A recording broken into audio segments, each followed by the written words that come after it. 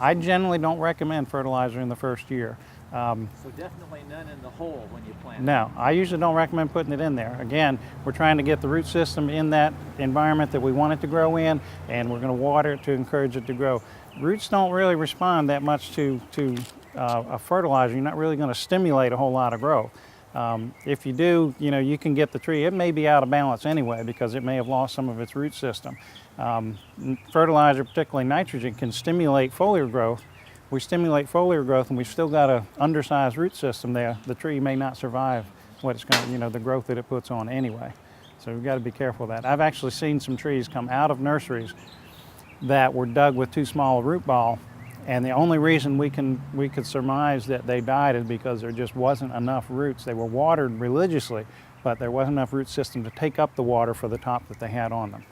That's common sometimes with spring plantings where the trees are leafing out, but the root system just can't get enough water up in there to keep them alive. There's a product called Root Stimulator that's recommended. It has a hormone in it to encourage root growth. It's okay. recommended right when you plant it to that be your first watering. Have you had any experience with that? I have not had any experience with root stimulator hormones. A lot of cuttings, you can dip into, and that will stimulate rooting. That's something that's being developed a lot more currently, and there may be some positive benefits to that.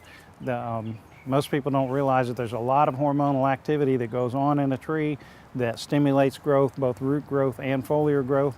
There's a lot of communication, shall we say, within a tree. Kind of like our brain, we have nerve endings that help our body survive and respond to different things that we experience in our environment. Trees are a similar way, but they don't have nerves. They use hormones to do that.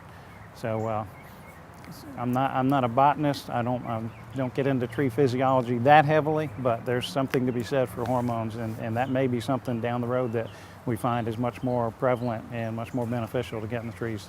Also on planting, you didn't say anything about cutting the root ball, slicing the root ball, or roughing it up a little bit when you take it out of a pot? That can have benefits, yeah, particularly it really depends on the plant that you have. If it's been in a pot for 6 months or a year, yeah, the roots that are growing in that ball may tend to go around the edges of the pot.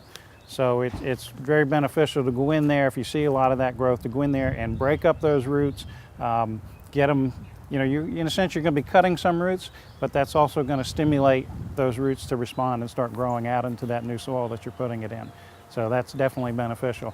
What we find is that if you don't break them up, they will continue to grow in the direction that they are.